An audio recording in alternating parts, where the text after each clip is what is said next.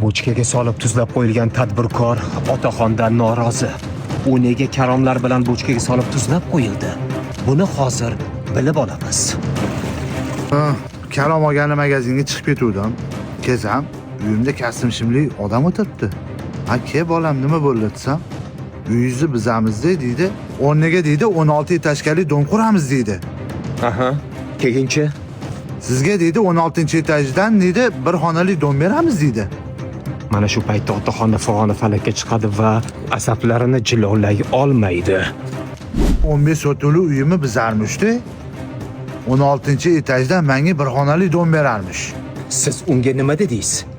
Menga qara dedim-de. Shu otamdan qolgan 15 sotuli yerni shu domingga berib qo'yamanmi dedim. Qurishingga dedim.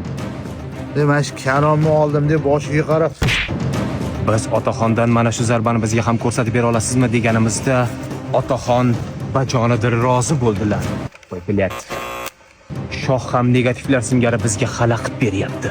men 16-etajda dunyoni tomosha qilib o'tirsam, sen bochkaning ichida enigini tomosha qilib o'tirgin dedim-de. Men shu karom bilan boshiga qarab soldim. Mana shu paytda hushidan ketgan tadbirkorni otaxon ko'taradi va bochkaga solib, karom bilan qo'shib tuzlab qo'yadi.